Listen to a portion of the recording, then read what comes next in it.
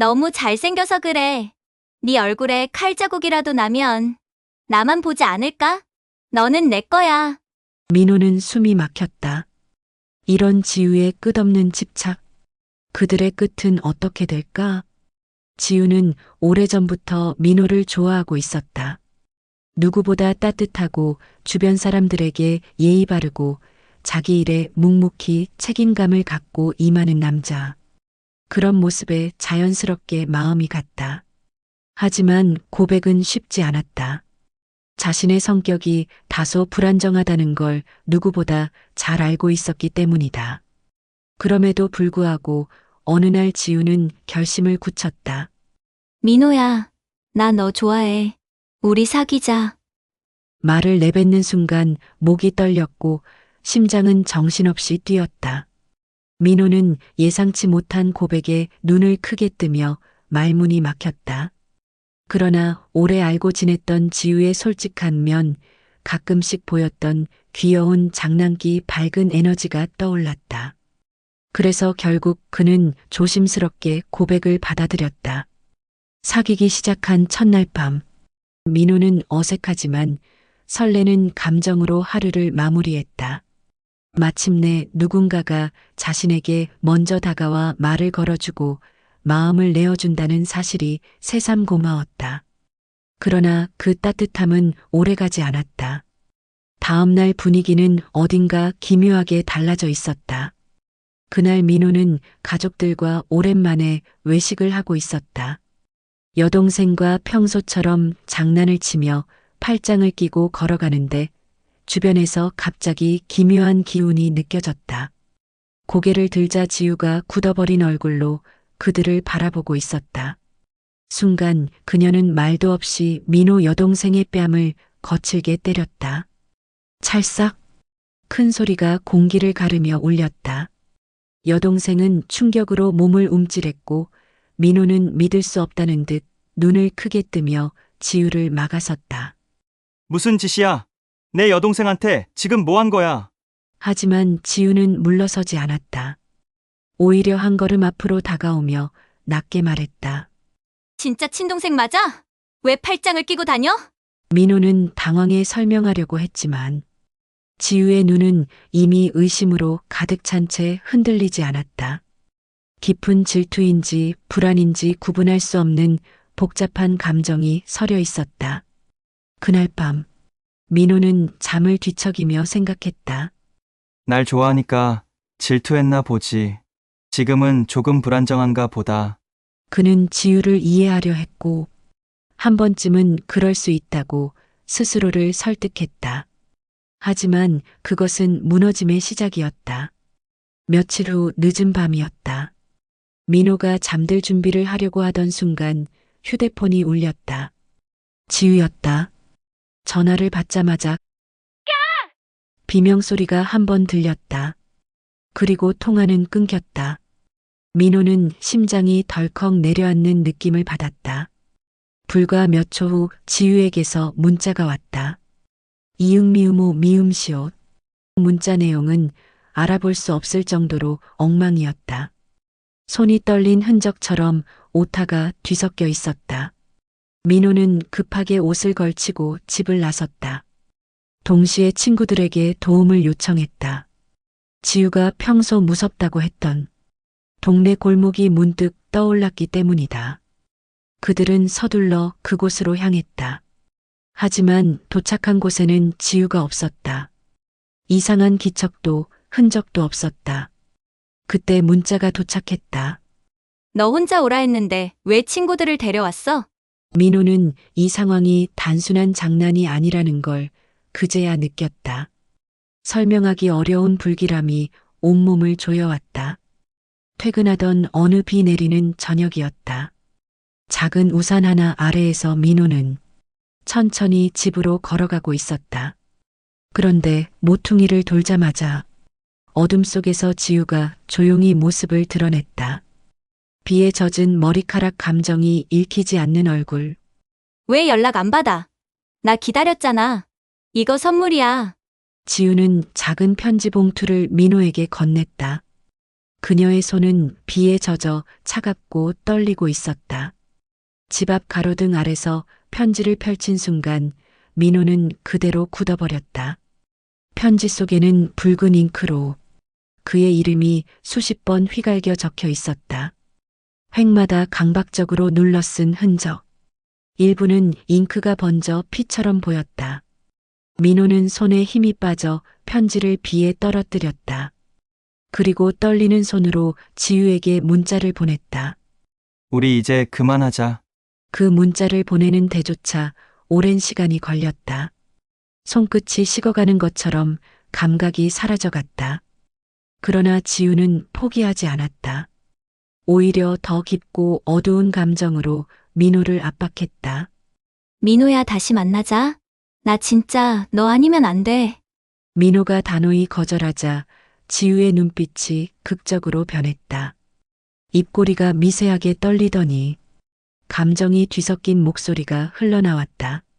너무 잘생겨서 그래. 네 얼굴에 칼자국이라도 하나 생기면 나만 보지 않을까? 민호는 숨이 막히는 듯 말을 잃었다. 지우는 울듯 웃듯 이해할 수 없는 얼굴로 계속 말했다. 나 무서운 사람 아니야. 진짜야. 그냥 너를 너무 사랑해서 그래.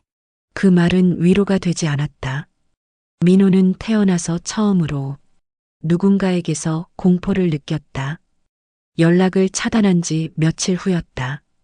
아침부터 비가 내려 회사 앞거리가 젖어 있었는데 어딘가에서 낯익은 실루엣이 보였다.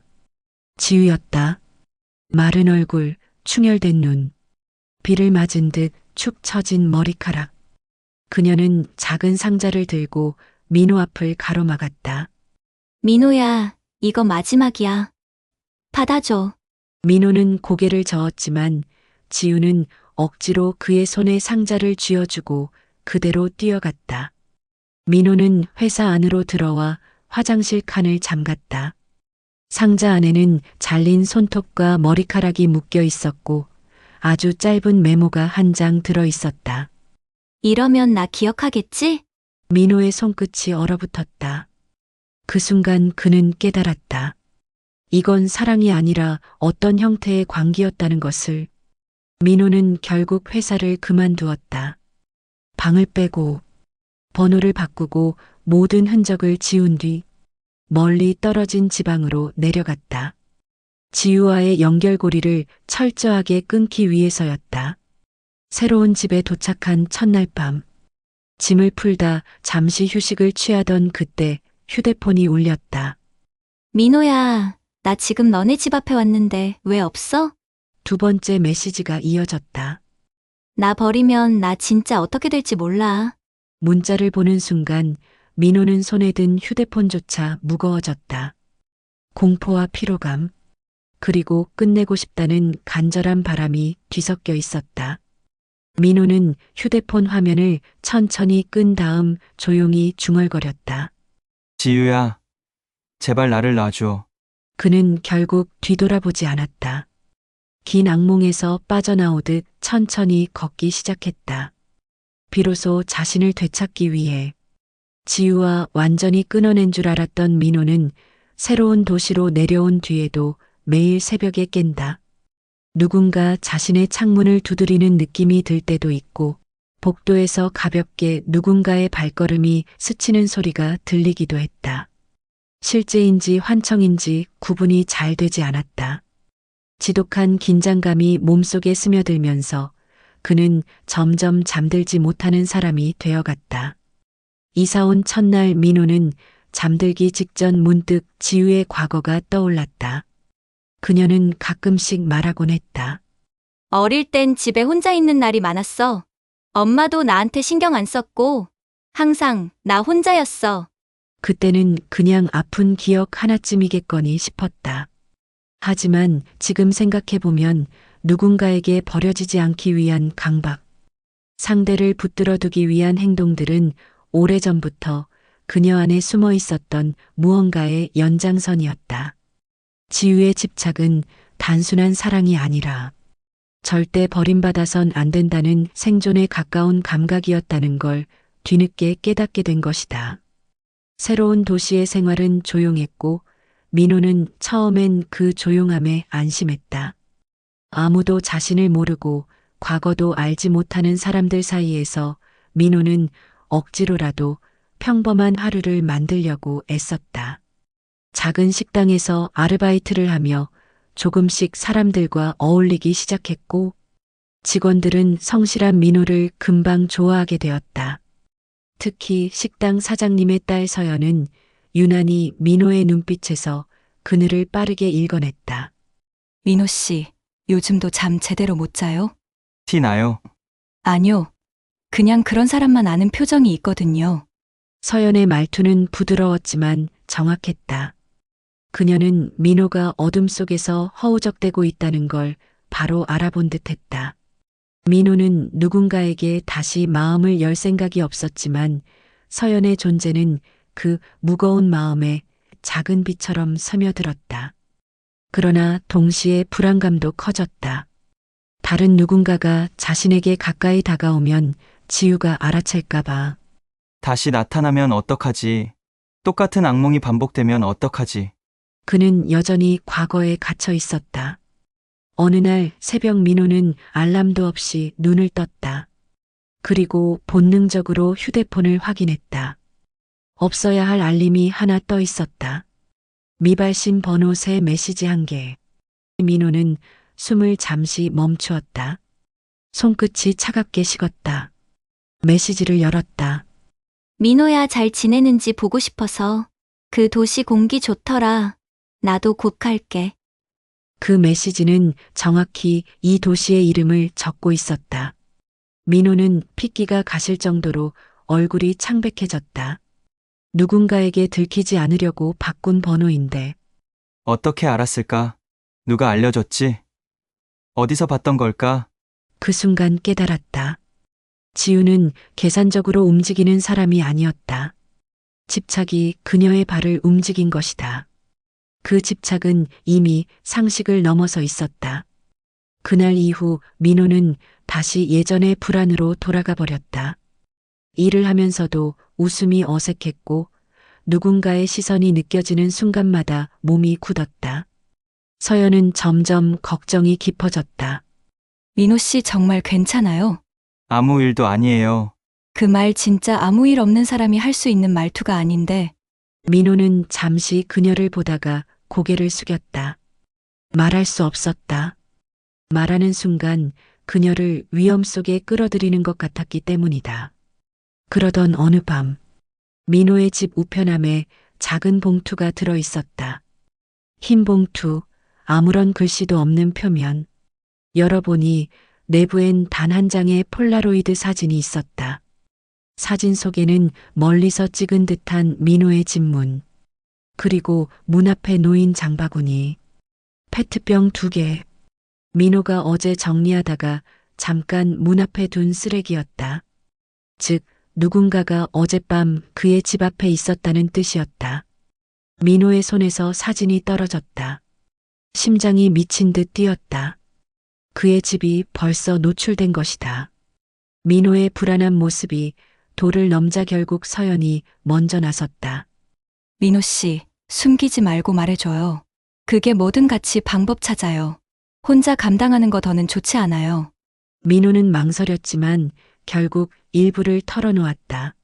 사진은 보여주지 않았지만 어느 정도의 스토리는 말해주었다.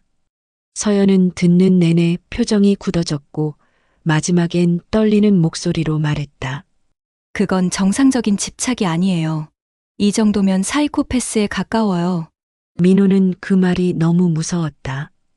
그러나 사실이기도 했다. 그리고 서연은 조용히 결심했다. 저 사람 민호 씨 혼자서 절대 못 막아요. 본인이 위험할지도 모른다는 두려움보다 민호가 혼자 도망치듯 살아가는 모습이 더 마음 아팠다. 서연과 대화를 나누고 집에 돌아온 날 밤, 민호는 혹시나 싶어 집 근처의 CCTV를 살펴보기로 했다. 주변 상가 사장님에게 부탁해 영상을 함께 돌려보는데 영상 속에서 낯익은 실루엣이 나타났다. 긴 머리, 새벽 시간의 조용한 골목, 민호의 집 앞에서 몇 분간 서성이는 그림자. 몸을 약간 앞으로 숙이고 문틈으로 귀를 대보는 듯한 동작. 그리고 사진을 찍고 봉투를 우편함에 넣는 모습. 비록 얼굴이 정면으로 나오지 않았지만 민호는 단번에 알았다. 지우였다. 민호는 숨이 턱 막혀 의자에서 몸을 일으키지 못했다. 사장님은 조심스럽게 물었다. 아는 사람이야? 네, 짧은 대답이었지만 사장님은 그 눈빛에서 모든 걸 이해한 듯 했다. 그날 이후 민호는 결심했다. 도망만 치는 것으로는 끝나지 않는다는 것을. 지우의 집착은 단순히 잊지 못함이 아니라 대상이 사라지면 스스로 붕괴하는 위험한 형태였다. 그래서 민호는 경찰에 상담을 신청했다. 과거 문자 잘린 손톱과 머리카락 사진, 지금까지 있었던 모든 일을 차근차근 정리해 제출했다. 경찰은 심각한 얼굴로 말했다. 이건 스토킹 처벌법 적용 대상이 맞습니다. 그리고 단순한 감정적 집착 수준이 아닙니다. 되도록 빨리 접근 금지 신청을 하세요. 민호는 고개를 끄덕였지만 마음은 복잡했다. 이렇게까지 가야만 끝이 날까? 그녀가 무너지는 모습까지 봐야만 멈출까? 그러나 동시에 깨달았다. 지우가 무너지는 건 이미 오래전부터였다는 것을. 민호의 선택은 이제 단 하나였다. 접근금지 신청을 준비하던 어느 날, 민호의 집 앞에서 다시 인기척이 났다. 민호는 손에 힘이 들어갔다. 문틈으로 바깥을 내다보니 계단 아래에 누군가 조용히 앉아 있었다. 머리카락이 흐트러지고 어깨가 축 처진 모습. 그리고 두 손을 무릎 위에 가지런히 올린 그 사람. 지우였다. 민호는 그대로 얼어붙었다. 그러나 이전과 달랐다. 이번엔 울지도 웃지도 않았다. 무언가가 완전히 비어버린 얼굴이었다. 지우는 고개만 들어 민호를 바라보았다. 그리고 입술을 천천히 움직였다. 나 여기까진 줄 알았는데 왜 이렇게 보고 싶을까? 그 목소리는 예전과 달리 힘이 없었다. 마치 스스로도 감당하지 못하는 괴물이 자신의 안에서 자라고 있는 것을 깨달은 사람 같았다. 민호는 문을 열지 않았다. 그저 조용히 말했다. 지유야, 너도 이제 멈춰야 돼. 그 말은 단호했다. 동정도 흔들림도 없었다. 지우는 민호의 눈을 마지막으로 확인하듯 잠시 바라보다가 천천히 자리에서 일어났다. 그리고 한마디 남겼다. 그럼 나도 생각해 볼게. 그녀가 어둠 속으로 사라질 때까지 민호는 한 걸음도 움직이지 못했다. 그날 이후로 지우는 나타나지 않았다. 문자도 없고 사진도 없고 그림자도 없었다. 경찰은 여전히 경계하라 했고 서연은 하루에 한 번씩 꼭 연락을 보내며 민호의 상태를 지켜보았다. 시간이 흐르며 민호는 조심스럽게 일상을 회복해 갔다. 밤에도 조금씩 잠에 들 수 있게 되었고 누군가의 걸음소리에 놀라 가슴을 움켜쥐는 일도 줄어들었다. 그리고 어느 날 서연이 조심스럽게 물었다. 민호 씨 이제 조금은 살 것 같아요? 민호는 잠시 생각하다가 고개를 끄덕였다. 네, 아직 완전히는 아니지만 이제는 조금 앞으로 가야겠다는 생각이 들어요. 서연은 그 말에 미소를 지었다. 그 미소는 민호가 오랜만에 본 정말 따뜻한 얼굴이었다. 그리고 민호는 깨달았다. 어떤 집착도 어떤 무너짐도 결국 지나간다는 것을. 그 뒤에 남는 건 상처일지 몰라도 그 상처를 감싸주는 사람 또한 세상에는 분명 존재한다는 것을. 그는 천천히 그러나 확실하게 앞으로 걸어가기 시작했다.